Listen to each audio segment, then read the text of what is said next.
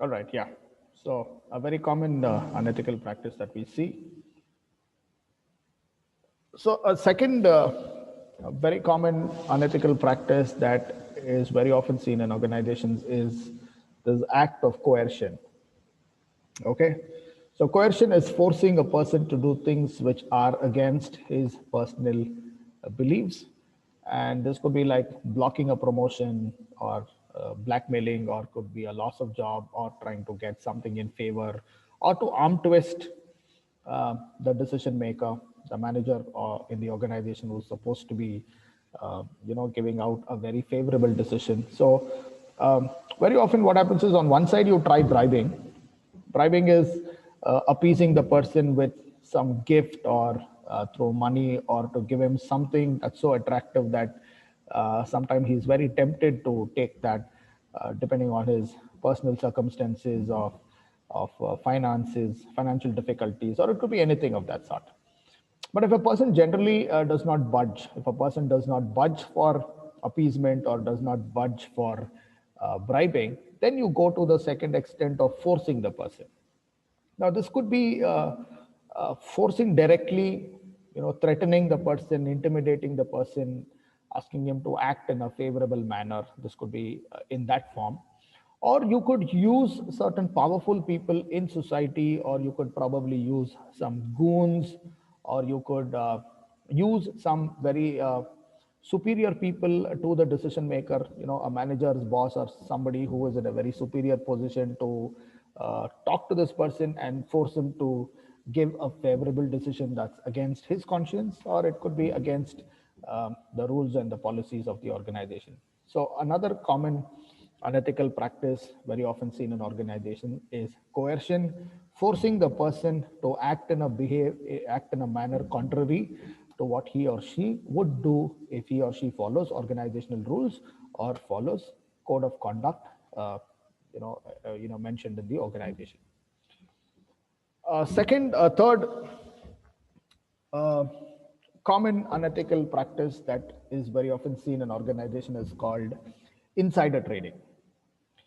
Okay, insider trading is misusing your official position or using your office to leak certain confidential data to outsiders who may not belong to your organization, or to insiders who belong to the organization who are not privy to that meeting, or uh, passing on confidential information to people who are not supposed to receive this information in the first hand or in the first place. This is called insider trading. Okay.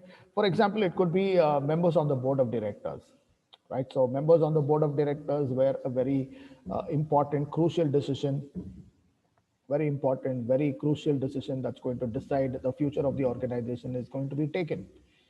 And they don't want this information to be shared with anybody outside the organization, or to anybody who belongs to the organization who is not supposed to know this information at this point of time.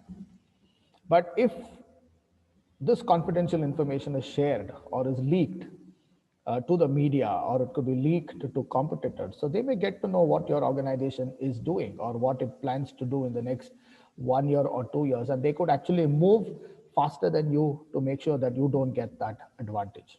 So insider trading is a very common thing that we see. This is a very good example. I'm sure all of you are aware of this example, because uh, Rajat Gupta's case of insider trading happened to be a very big case in the US as well as in the Indian markets. Former director of Goldman Sachs, Rajat Gupta, was accused of having leaked secret information about what Goldman Sachs was planning to do in future. Right. So in the US, Rajat Gupta had a very good friend who was a hedge fund investor called Raj Rajaratnam. Right. Raj Rajaratnam was a very big, stockbroking hedge fund agent. Right. And a certain information, very important information that was discussed at the Goldman board of meeting about what Goldman was planning to do. Goldman was actually planning to tie up with a certain organization, that they wanted to do business in future. So this information was shared with Rajaratnam, and at that point of time, that partnering organization was not doing well at the stock market. It was doing on an average, but not exceptionally well, right? The moment a few months later, when Goldman went public, saying that they would enter into a partnership with this organization and Goldman would collaborate with them for some specific business purpose, right? So before this happened, before the tie-up and the partnership collaboration could be made public, Rajat Gupta, right after this meeting, had shared this information secretly to Rajaratnam. And Rajaratnam, who was a stockbroking hedge fund operator, he bought shares of that particular company at a time when it was doing on an average in the stock market. So share prices of that particular partnering company was operating at a certain average level, right? So Rajaratnam invested, he bought shares of that particular company. He also recommended it to some of his very trusted clients to buy shares of a company. So at that time, it didn't look, as to why he was doing something or why this, what could have been the speculative mind of buying shares of that specific company. But eventually, when Goldman went public that they would collaborate with this company, when that happened, the share prices of that partnering company shot up to a very good extent because Goldman was trying, collaborating with that company, and obviously any company that is going to be doing well, obviously will attract investors. So the share prices went up, and when that went up, Rajaratnam and his bunch of investors that he had recommended made a fortune. So that's when the body like the enforcement directorate that we have in India, so the US federal agencies who look into all of this, smelt something really, really missing or felt something, fishy about the whole deal.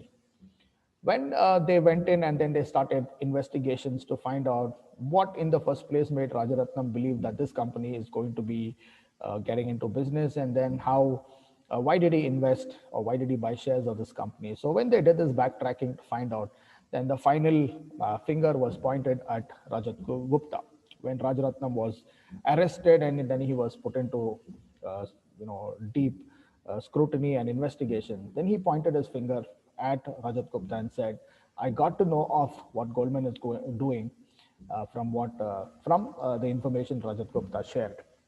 So Rajat Gupta was finally arrested. He spent enough time in the jail, and then he was also made to pay up a huge penalty. This was a very big news because this was one very big Indian American case of a very high profile, uh, you know, Indian born American professional, who was in the soup. So that was the case of what happened. So this is what insider trading could lead to. In 1992, we had this very infamous, stock market scam. It was pushed over by Harshad Mehta. There's a movie that's coming out very shortly, profiling the entire story of how this entire stock market scam went about. So Harshad Mehta's case also was something very similar about how he rigged the Indian stock market and made sure that his investors made a fortune. So some very examples that you could see about this. So this is insider trading. Fourth commonly seen unethical practice is called conflict of interest. So conflict of interest is when private interests are important for employees which are against the desire of employers. So which means you have an organizational objective and then you have a personal or an individual objective, right? So when we come into the organization, like what I explained in the first slide, when you have a management context and then there is a vision, mission, goal, and objective, and people are employed. Some work at as management cadre, some work as executive or work as blue collared employees within the organization. So irrespective of whichever level that we are working in, we are going to be employees of an organization. We are going to be working to further the interest and cause of making sure that the organization is able to achieve its objectives, goals, mission, and vision in the long run. So in that course is where we have the conflict of interest coming in. When personal interests are put paramount to organizational interest, when what I want to get from the organization is contradicting with the organization's goals and objectives. So that's where the conflict of interest comes in. So when I want something for myself, when I'm looking for a benefit at the cost of an organization, or at the cost of breaching rules, or at the cost of bypassing certain codes or norms or practices of the organization, this is called conflict of interest. This was another very famous case that we saw in the BCCI. Conflict of interest, there can be nothing more as was seen in this case, right? So N. Srinivasan, who was the president of the Board of Cricket Control in India, he was the president of the BCCI, right? So under BCCI is where you have an IPL commissioner, and then you have a team that works to promote this tournament of the IPL. So on one side, Srinivasan was the president of the BCCI, and then on the other side, he was also the owner of Chennai Super Kings, a team that he owned, that his company owned, and that the CSK was operated, or the person who was in charge was his own son-in-law, and he was in charge of IPL. So a lot of people brought about this conflict of interest case, saying that on one side, your Srinivasan was playing the role of the BCCI president, where he's supposed to be neutral. He's supposed to be neutral, or he's supposed to be making decisions that's favorable, right? That is favorable for running a tournament as an IPL. On the other side, he's also an investor. He's also the owner of the CSK. So they said a lot of information that is decided at the BCCI with respect to IPL and the kind of decisions that they are going to take or make may not be favoring many other IPL teams and team owners, but he could probably take a decision that could favor his own team, right? So a lot of people raised this issue, and this particular case was also there in the court. And then there was this whole case of betting, where his own son-in-law was arrested, and then Srinivasan was in the dock. So this was a classic case of conflict of interest, where you can't be playing two roles at the same time in the organization when you know that you are the beneficiary of a certain decision that you're going to make, as you represent the organization at the management level or at the higher level. So this was one example that was seen. So it could happen in the organization at different levels. This is a very interesting case that broke out about 2 years ago, and this was seen as a very important case. And then this, until even in the earlier part of this year, there were a lot of court decisions that were taken here, and this actually brought in a lot of disgrace to Chanda Kochar, right? Chanda Kochar was the CEO and managing director of ICICI Bank, a very, very, very high-profile woman executive who made it to one of the top positions in one of those very famous private banks in the country. She was accused. What was the case of the conflict of interest? They said Chanda Kochar, who was the CEO and managing director of ICICI, through her company and through her decision, sanctioned a certain huge amount of loan to Venugopal Doot, who was the promoter of the Videocon, right? So it said around 3,250 crores were sanctioned by ICICI to Videocon, right? And there's no problem in lending out a huge loan, but if you have to give a huge loan to a company, then there are certain due diligence that a particular bank will have to follow. I mean, when a huge amount is to be sanctioned, they have to go by the rules. They have to look at the credit viability of the organization and how well this group is doing, and whether they have any outstanding liabilities towards the bank, and so on, right?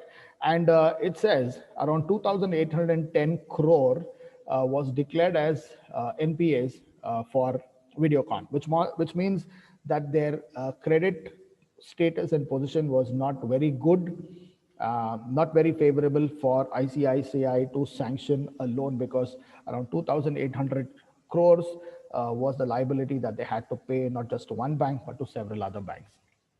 But irrespective of it, irrespective of Videocon in that in that unfavorable position of securing that 3,000 crore loan, ICICI decided to lend this loan to Videocon Group, right?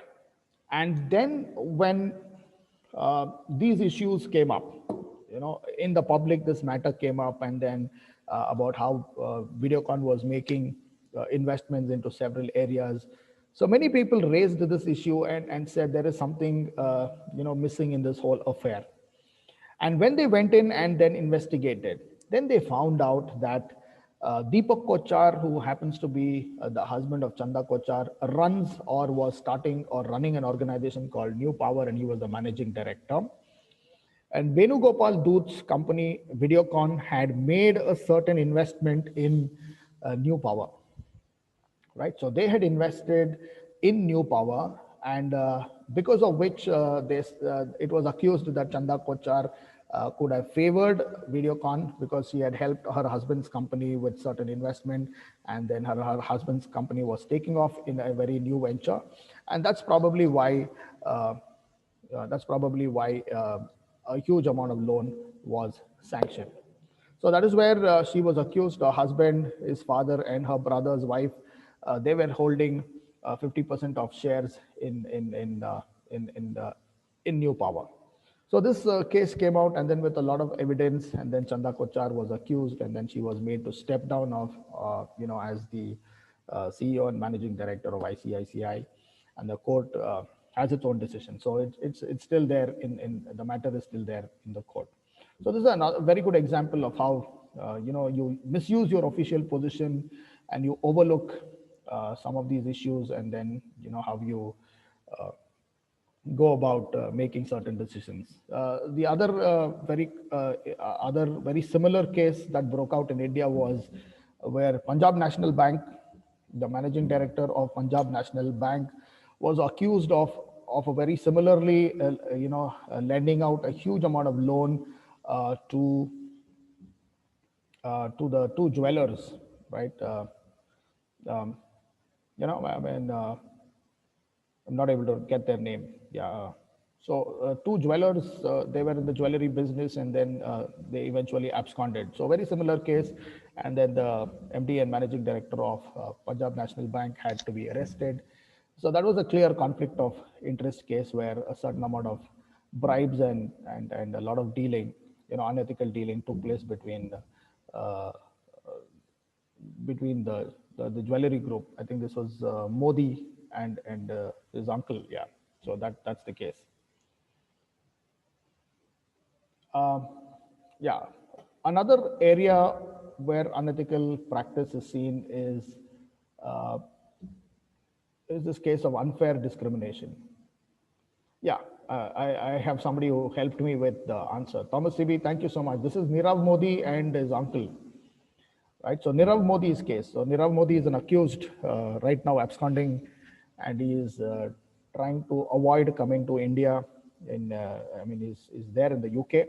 So Punjab National Bank was accused of lending out huge amount of loan to Nirav Modi, and then he invested in a lot of business. He was into jewelry business, and then a lot of it did not take off. And then finally, when he was bankrupt, and then the whole scam was revealed, a lot of people that he had gotten into business, they were not paid, so they filed a case against Nirav Modi, and then finally absconded. He left the country, and he's there in UK trying to see how he can escape from the law in India. So that's the name. Yeah. So another common area that we see unethical practice is unfair discrimination, right? So looking at organizations which has huge diversity, because we have people now coming from different parts of the world and parts of the country. So unfair discrimination is where we end up perceiving people using certain stereotypes and barring them from not securing what they should be rightfully getting. So unfair treatment or giving privileges to people on the basis of their race, age, sex, nationality, or religion, which means not treating people fairly and equally, but favoring people on the basis of any of these diversity related factors. Now, this is unfair discrimination, which means you favor people who belong to your religion, or you favor people who belong to a certain community, or you are biased towards people of a certain community, you are biased towards people who come from a certain class or status in society. So if you hold certain very biased stereotypes about people, religion, places, communities, and so on, and if you act in that manner which is contrary to how you should be acting as an organization representative, this amounts to unfair discrimination. So here's a very interesting case. This is a very interesting case that broke out in Sweden in the year 2016, right? So where the religious angle was seen, where a Muslim job applicant who refused to shake hands with her employer at the interview, and the employer took offense to it, and then he did not give her a job.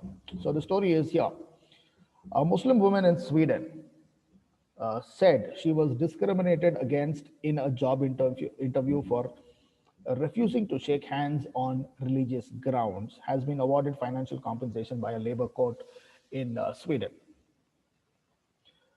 So the woman Farah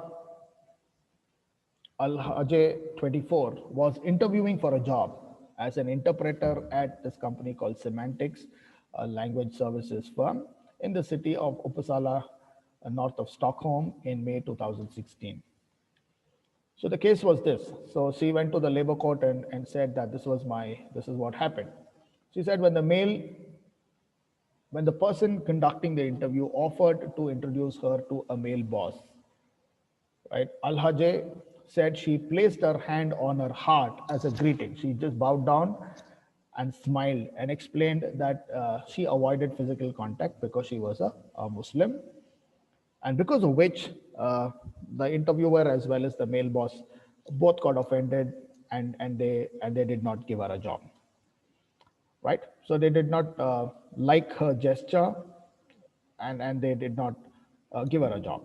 So she filed a complaint in the court saying that I had done everything well at the interview and I had cleared all the rounds, and then I was promised that I will be given a job, but just because of this gesture of me not shaking hand with the male employer because of my religious sentiment, I was not offered the job. So she filed for a case of discrimination.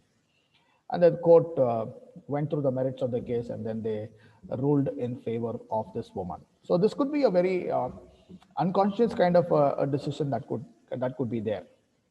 Even the interviewer or the male boss wouldn't have thought that this would end up being a case decided by the court. So a lot of times we are given to a lot of unconscious bias, right? So even in our own decisions, how we deal with people, we have a certain perception about almost everything in this world. And when those perceptions mislead us in the decisions that we make, which is again contrary to natural justice, or is contrary or goes against the code of conduct or the rules of the organization, so that is when it can be treated as a case of discrimination, right? So this is one incident that we have seen. And then we have another unethical practice, which amounts to giving political donations and gifts, right? So the big question is, where do political parties get their money to fund elections, or to spend so much on political propaganda, or for going about and fighting elections in every constituency, or throughout the country if it's national elections. So the gifts, donations, contribution of political leaders to parties, all of this is done. So very often governments have been accused of favoring certain companies, right? So it's kind of open secret. It's kind of open secret that when you are contributing to a political party, and when you are supporting the particular government, in their own political programs and initiatives, so very often the benefit is often returned. So a lot of people raise issues. The media raises issues. A lot of people who see this say that so and so company has been awarded the contract, or so and so company has gotten what they wanted, is because they are closer to the government, right? So I see some, yeah, it's a scam. Yeah, I mean, it's a scam. Yes, you can see. So even in Vijay Mallya's case, so that example, I mean, that has been brought about in the chat. So it says yes. I mean, even in Vijay Mallya's case, the government has been accused of knowing fully well, right? The previous government was accused of knowing fully well that Vijay Mallya would be leaving the country, right? So having, somewhere they would have definitely known, is what they say. So it's the government that has supported. So there are a lot of accusations, but this is very much there, right? So where do political parties get their money? They get their money from the from several corporate organizations, and because of that money that's given to them, a lot of political parties that are in power render the kind of support that they sometimes hand out certain favorable decisions that help them, right? So the 2G spectrum scam that broke out is also a very classic example of how governments, people in power, and ministers who were in position, who were in charge of the telecom ministry, all of them favored those companies by uh, you know, letting them bid for certain prices and get that money. Yes, so that's 2G scam. You had the telecom minister Raja going to jail, and then you had Kanimoli, and then you had the Sun Group also being mired in the controversy because some amount of money was paid to them. So a lot of stories there that was there. So a lot of it was investigated by the court, and the minister himself had to spend some time in jail. So 2G spectrum scam, as we know that fully well. So that's there we have some examples that came out in the media. One controversial news that made it one controversial news that came up last year was the Ministry of Human Resource Development was identifying institutions of eminence.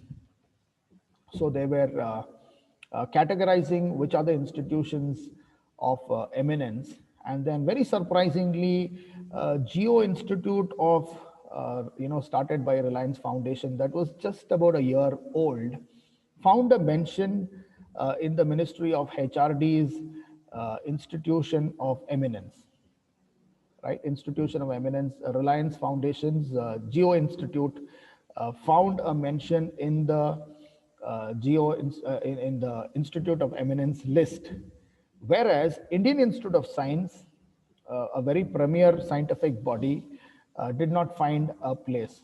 So a lot of people raised this issue. How come Indian Institute of Science, which is supposed to be an institution of national repute and international prominence, did not find a mention in the Institute of Eminence, whereas a year-old institute called the Geo Institute, started by Reliance Foundation, found a place. So this became a very controversial issue, and then a lot of comments were there on Twitter and other social media, saying that it's probably because of this. And also, various other corporates like Adani Group is very often accused that they've been able to fetch all the airport, uh, building contracts, or airports refurbishing contracts. All of them is coming to the Adani Group, is because they are very close to the government, and governments make sure that they, offer those give them those benefits, right? So it's there very much.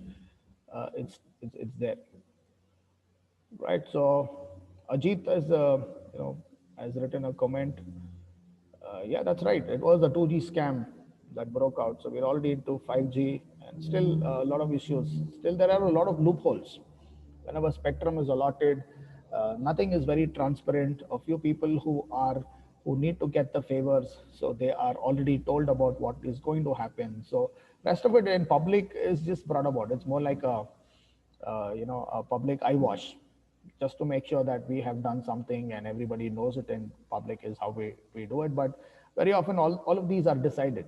All of these are pre-decided to such a large extent that there is a lot of underplay. We call this as lobbying. So political, no, corporate bodies lobby with people in power, lobby with people in power if they want to get some very strong and favorable decisions as such, right? So that's there, and so that's the last bit that we have. So here again, they were. This is some news that came up again. Um, so they said very quickly. So this was in relation to this Institute of Eminence issue, is where somebody very creatively put this up, saying that very shortly the Prime Minister would also be awarded. So this was all news related to that.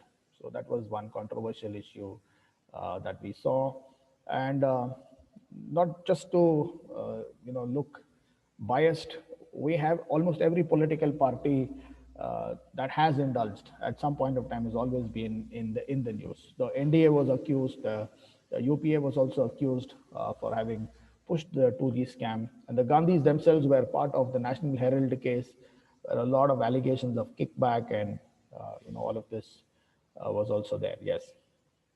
So all these are instances. So every day, day in and day out, we see a lot of news related to all of these. So these are quite common as we see. Okay. I think we've come to the end of this hour. So there are a few more, unethical instances. So just this is just to give you a snapshot of the kind of issues that we have. So these are the kind of unethical practices that we generally see in corporates. A few more are there, and once we go through that entire list when we come back in the next class, so we will look at how we can deal with all of these as such. Okay, so that brings us to the end of this class. Before we close, please do not leave. So let me just capture your attendance. I hope everybody signed it in the same manner in which you have been asked to sign up. Yes, sir. Yeah, yeah, sure. Just take the attendance. All right. Okay. All right. So there's just one more thing that I would want to share with you people is on the 24th, on the 27th. Just a sec. Yeah, let me open that screen for you. Yeah, just a second. 4 more minutes.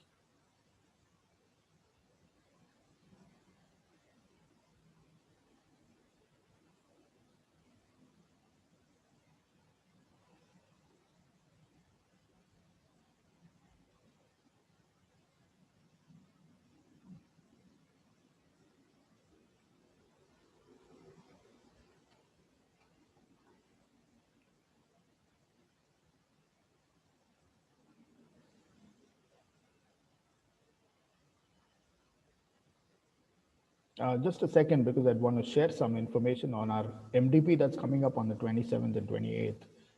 I'll just show you the brochure.